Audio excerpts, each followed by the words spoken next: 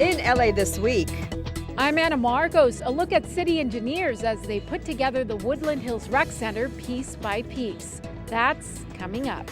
The merengue, foxtrot, and tango. These students mastered them all, taking first place in a big dance competition. I'm Gil Reyes with more on how one council member's office helped turn the students here into winners. A first-of-its-kind study on the benefits of park space in Los Angeles enhances the mission to create more of them. The story next.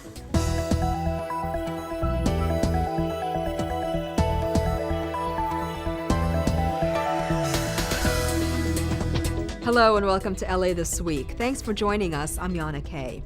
With summer vacation here, a lot of us will probably be spending a lot of time at our local parks. And now, for the first time, a report puts a dollar amount on how truly valuable open park space is to our communities. Gil Reyes has more on this first-of-its-kind economic study, as well as plans to add even more park space. Owen Thornton loves visiting Griffith Park. He exercises here with his dogs. You can come, you can hike, you get to the top, you just feel fantastic. Inside, you got a view, you meet a lot of beautiful people on this hill. Many of us know the obvious perks, but for the first time, a new study reveals the economic benefits of parks, beaches, and trails for our city. Annually, they include storm water retention at these facilities valued at $8 million, money from tourism and park special events generating $415 million. There are also estimated medical cost savings of $151 million a year, thanks to all the healthy exercise options. The study was conducted by the Trust for Public Land. We know that parks have individual health benefits. We know that they have benefits in terms of community well-being. All that information, of course, is like preaching to the choir for LA City Council member and chairman of the Arts, Parks, and River Committee, Mitch O'Farrell. He's trying to figure out ways to squeeze in more park space in a city with such limited green space. Putting gardens right next to DWP property. So at the urban core, you have to be very creative. I mean, we can even put orchards on Caltrans property. I'm working on something like that over in East Hollywood along the 101 freeway to put in a lemon grove. Speaking to environmentalists at City Hall's Tom Bradley Room, O'Farrell says money from increased state property taxes could also be used to help restore 30-plus miles of the LA River and more. Building parks. Money can be set aside for low and moderate income housing. Back in Griffith Park, Owen Thornton says he'll hike here at least 3 times a week throughout summer vacation. It's just an amazing place. I love it. In Griffith Park, I'm Gil Reyes for LA This Week. The goal is to have mostly every resident of the city living within walking distance of a park by the year 2035. A building with no front, a gymnasium that needs no lights. Well, you're looking at a whole new way of building a rec center, as Anna Marcos takes us behind the scenes at the Bureau of Engineering's future Woodland Hills Rec Center. Even the most high-tech building starts with this, pushing rocks around. But once city engineers are done here, the new Woodland Hills Rec Center will be a unique first-of-its-kind building. And get this, it's got no front or back as we know it. The back of the building is actually also experiential, so you step outside and you experience the hillside. The multipurpose rooms actually have a nano-wall system. It completely opens, so the classroom can actually enlarge. It's a way of actually bringing the classroom outside. And the classrooms themselves can open either to the hillside or to the park space in front. So it's really just creating a cohesion. The building will be LEED certified, which means high environmental standards. Among them, lots of natural light.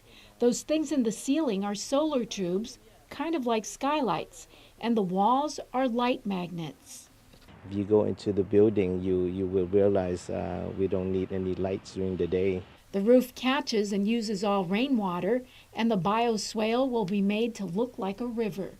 Basically, it's all started with the shape of the building. So we echoed the curve of the building here, and we have curves radiating out. Down the center of this is a bioswale, and we wanted to kind of make the path mimic a river. Right now, it's just a bunch of dirt and rebar, but pretty soon this will be one of 3 children's playgrounds, and behind us, a high school competition-style swimming pool. You put the column, encase it with rebar, and then you pour the concrete so that it's sustainable and strong. And soon, neighborhood kids will have a blast trying out a whole new concept in recreation.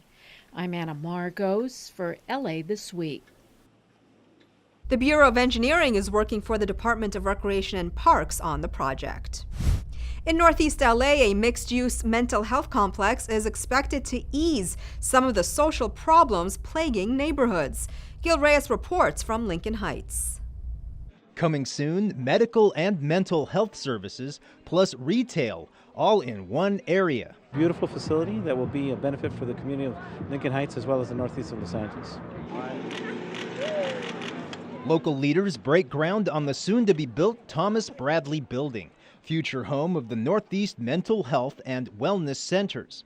Mental health experts say the sleek 43,000 square foot space will help give patients the peace of mind needed for recovery. And if you reflect upon a dignified and beautiful environment, it says volumes about you, who you are, and your future. Other environments are not so good for us. So this is not just a beautiful thing to look at, it's a great place to be, and it has an impact beyond the wonderful services that are being delivered. Services include wellness, prevention, and early intervention care. The project, 10 years in the making, is long overdue in Northeast LA. We have issues with homelessness. We have issues with people that are leaving incarceration. We have troubled youth. We have violence. All of those things can be handled in one place here. The center is expected to open by the end of 2018. In Lincoln Heights, I'm Gil Reyes for LA This Week. Developers are still determining the retail businesses that will co-occupy the space. Well, if you're a grandparent, then you know how important it is to stay in touch with your grandkids. And now some seniors in Koreatown are getting up to speed and connecting like never before, thanks to the city of LA. Gil Reyes reports on some old technology that's become brand new again. In South Korea, Parents' Day takes place to honor moms and dads for everything they've done. Same at LA's Koreatown. There's music, food, and this year, presents at the local senior center, thanks to the city. So today we're here to give out 25 computers for your class. LA City Council President Herb Wesson unveils free refurbished laptops for the Koreatown Senior Center's computer class. Until now, people had to bring their own laptops to class, and if they didn't own one, they'd have to share. The 25 Dell laptops will help teach these seniors how to email their grandkids, how to access Korean language newspapers online, and so much more.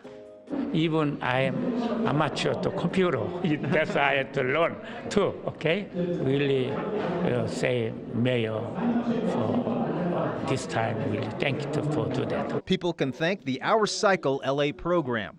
OurCycle takes outdated LA City Department computers and instead of throwing them away, refurbishes them for people in need.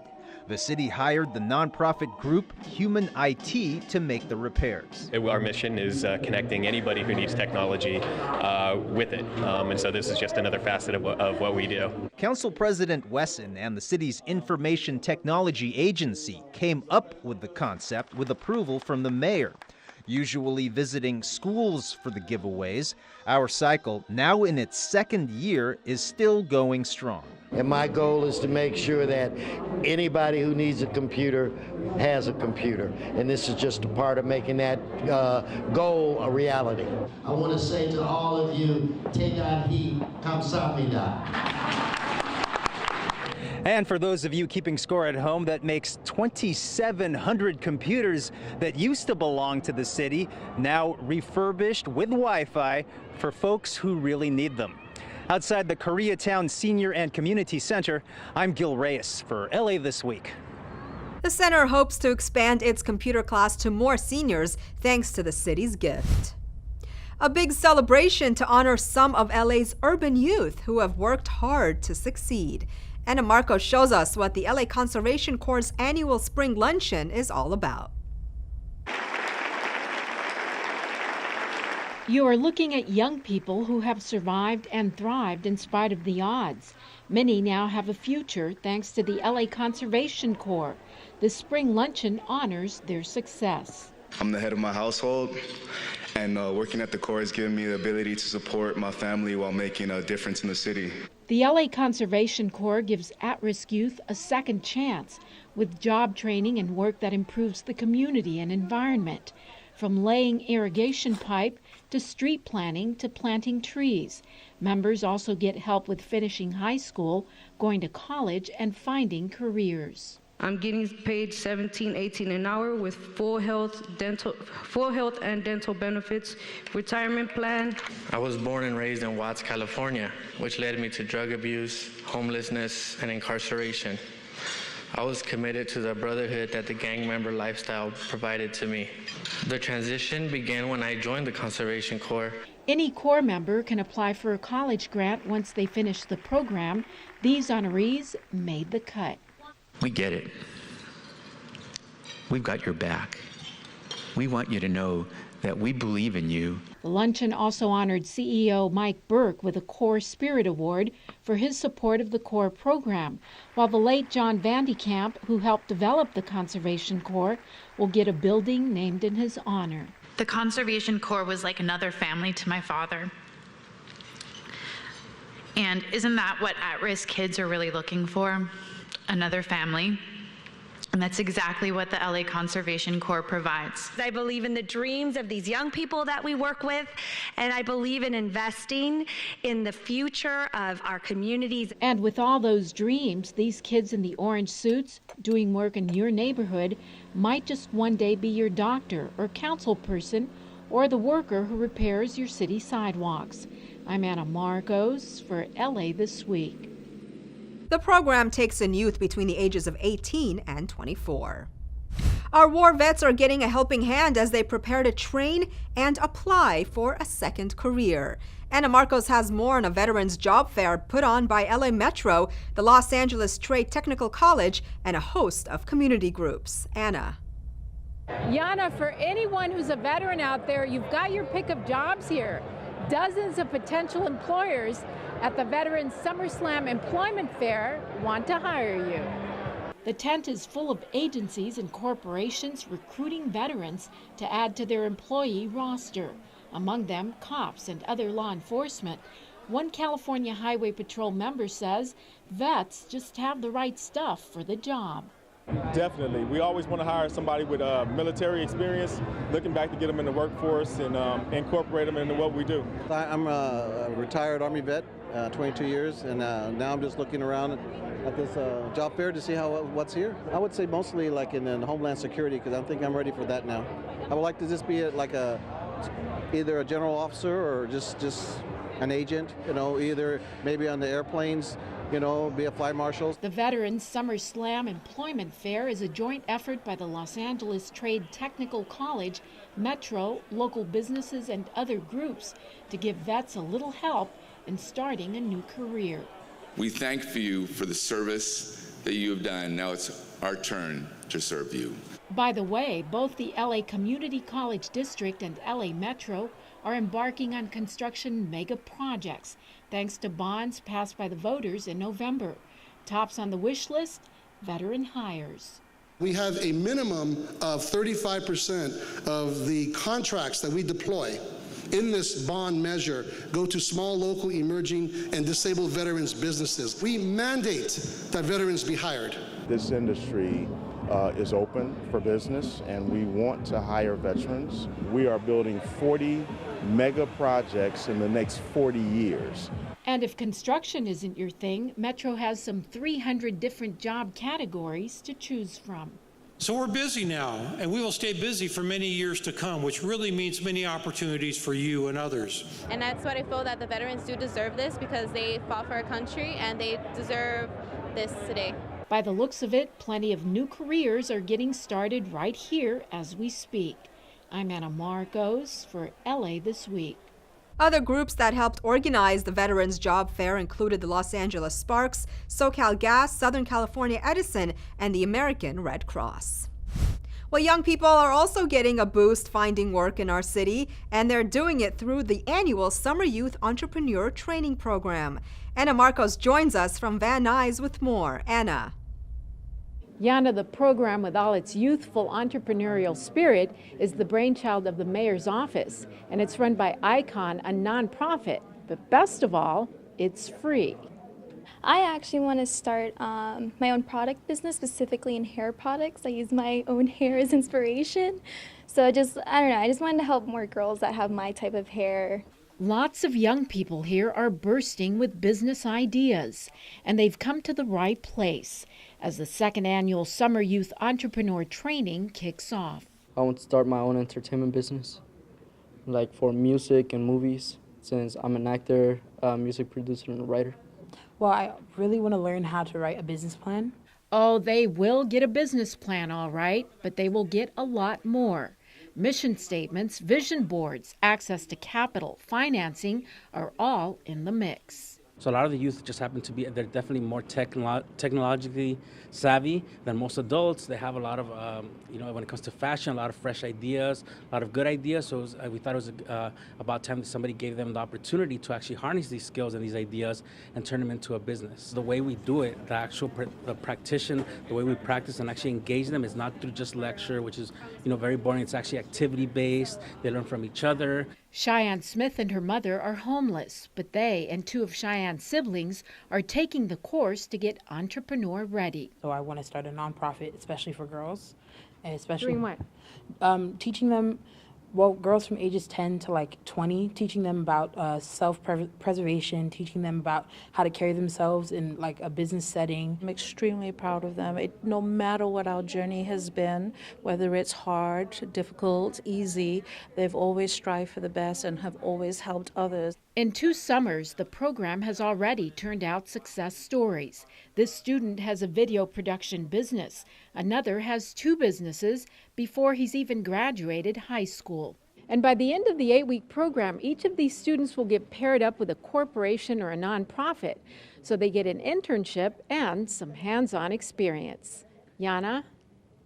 Thanks, Anna. Young people between the ages of 16 to 24 are eligible for the program. For more information, contact Lara at iconcdc.org. Well, whether or not your kids plan to work this summer, there'll be plenty for them to do in the evenings at most LA City parks as the Summer Night Lights program kicks into high gear. Anna Marcos has more. The lights are on in the park after dark all summer long. And that's reason enough for these guys to celebrate as the city's Summer Night Lights program kicks off. Summer! Summer! This is the best night of the year in Los Angeles. You see the community come together, volunteers, kids, parents, grandparents, white, black, brown, Asian. This is Los Angeles at its best. All of you guys are a strong moving piece in our communities and in our empowerment programs. So thank you, everyone. For the 10th year in a row, city leaders have opened up the city's rec centers during summer nights, a time of year when evenings are hot and young people are restless and looking for things to do.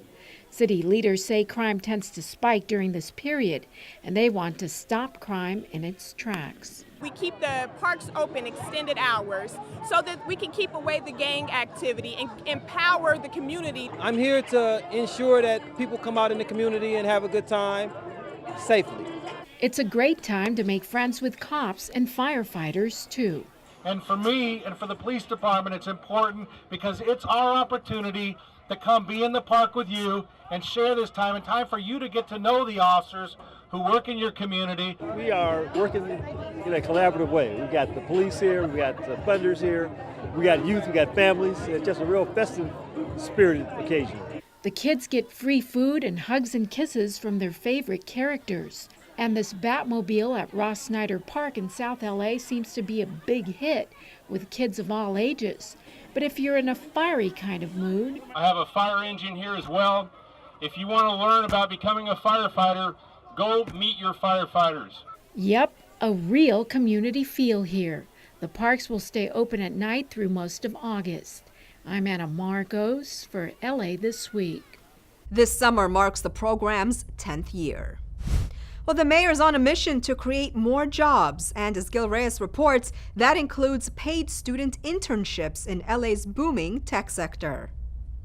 Community college students were all ears for the exciting opportunities presented.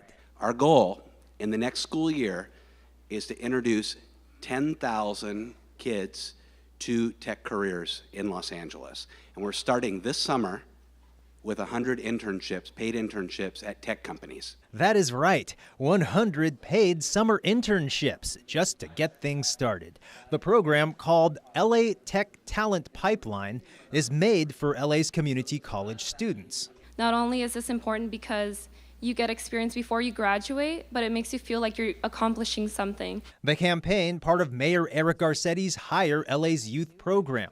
Garcetti, the most tech-savvy mayor in Los Angeles history, is using his connections with tech companies to provide opportunities for young people of low income, like many of the students at LA Trade Tech College. A good number of them actually have to work, take care of parents, take care of siblings, right? And that's actually a quality we admire in people. Hope is those qualities pay off in LA County's growing tech sector, home to Snapchat, SpaceX, and Silicon Beach.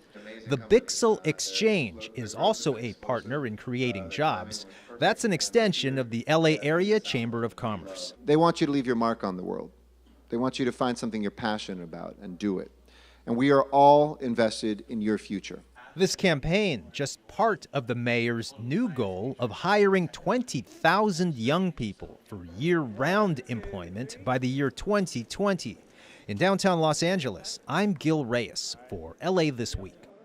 Making things even easier for young people, 1 year of free tuition at LA community colleges if students graduate from LA Unified Schools. The LA Fire Department is one step closer to using drones in the field. Councilmember Paul Koretz steps up efforts to fight climate change, and Councilmember Mitch O'Farrell celebrates his second term in office. All these stories in Citybeat. A city council committee approved a plan by the Los Angeles Fire Department to start using drones to fight fires and respond to other emergencies. Civil rights groups voiced opposition to the plan, saying the use of drones raises privacy concerns and they could be used to conduct surveillance on residents. An LAFD report on the potential program addresses the issue of privacy concerns, saying the devices would not be used to monitor or provide surveillance for law enforcement. If approved by the full city council, the LAFD would become one of the first major metropolitan fire departments to have a significant drone program. City Council member Paul Koretz, along with community members and activist groups, announced a new climate initiative in partnership with the National Climate Mobilization Group. The initiative is designed to speed up current efforts in LA to combat climate change and cut greenhouse gas emissions. Koretz announced the creation of a Climate Justice Mobilization 2025 working group to oversee the effort to achieve a just, carbon-neutral LA by 2025. I'm calling on the brilliant creative minds of Los Angeles to join us in creating the city of the future, not in a fictional Tomorrowland, but here on the ground in the city of Los Angeles that we all love. Following his recent re-election win with 59% of the vote, Los Angeles City Council member Mitch O'Farrell hosted a community celebration at Barnsdall Park as part of his inauguration to start his second term in office, representing the 13th Council District. O'Farrell said he's motivated, energized, and ready to tackle major city issues, such as improving neighborhoods and providing opportunities. I want constituents to know that they can trust that I have the collective best interests in mind to work on their behalf and to have a little faith. Students from South LA beat out 30 other schools in a ballroom dance competition. As Gil Reyes reports, the program is about much more than just dancing. Ladies' turn. We are dancing with the stars, specifically fifth graders from Estrella Elementary School, the winners of this year's Conga Kids Dance Competition. More than 30 LA schools participated. We competed with schools in Bel Air, Beverly Hills, the West Side, and we came out #1 in South Central. Principal Gabriel Araguin says Estrella in South LA originally could not afford to enter the contest. But then the Office of Councilmember Curran Price provided a $15,000 grant so the kids could learn the moves and compete. That meant learning how to salsa, foxtrot, tango, and swing all in one semester. We do it for 20 sessions over 10 weeks, so it's a very deep dive for these kids. But what it really teaches is life skills. It teaches collaboration and teamwork amongst the 10-year-old couples, respect, collaboration, and so it's so much more than dance. And I make it very clear when they first walk in that we're not teaching 5th graders. We're not teaching little boys and girls. We are teaching ladies and gentlemen. We expect you to walk in with your head raised high. We expect you to walk in escort positions. We expect you to be in ballroom dance position with someone, be able to shake their hand, say thank you, and then move on with your life. And following the school's impressive win, yet another surprise from the Office of Councilmember Curran Price to keep the program going for at least another year. A scholarship for next year. Yes, a $10,000 grant so that next year's 5th graders can participate too. The children say they'll bring home the championship home again next year. At Estrella Elementary School in South LA, I'm Gil Reyes for LA This Week. In all, more than 3,000 5th grade students took part in the competition. Well, sink your teeth into some sweet lobster while enjoying the LA waterfront. Celebrate the culture and traditions of Bangladesh right here at home, and catch a free outdoor movie in downtown LA. All this in this week's Things to Do. If you love lobster, then head on over to the Port of LA's Lobster Festival and Music Weekend. The event features fresh, discount Maine lobster meals flown in fresh daily and cooked on the spot, with plenty of free entertainment. Lobster lovers enjoy a scenic outdoor park along LA's historic waterfront and shops at Ports o' Call. After feasting on luscious lobster meals, you can enjoy dancing, street performers, tall ships, shopping for arts and crafts, and musical performances by some of today's best and upcoming acts. The Lobster Fest takes place July 14th through the 15th at the LA waterfront. Visit lobsterfest.com for more info. The Lotus Festival returns, and this year the host country is Bangladesh. The lotus flower is significant to the Asian cultures as a symbol of rebirth, purity, and life. The event is held in July when the lotus plant blooms. Echo Park Lake was selected as the site for the event due to its central location of local Asian and Pacific Islander communities, and because it hosts the largest lotus bed in the United States. The festival includes food, live music, ethnic dances, and a variety of performers representing the people and culture of Asian and the Pacific Islands. The Lotus Festival takes place July 15th through the 16th at Echo Park. For more, visit laparks.org. The annual Friday night film screenings at Pershing Square return to the park in July. This year's selections are action-packed and apocalyptic, like The Edge of Tomorrow with Tom Cruise, hitting the big screen on Friday, July 14th at downtown's Pershing Square. Don't miss the action. For more, visit laparks.org. And that's a look at some things to do.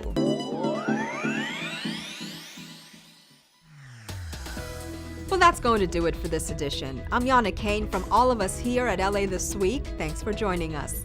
A reminder that you can catch us online at lacityview.org. You can also follow and like us on Facebook. We'll see you back here next week for more of LA This Week.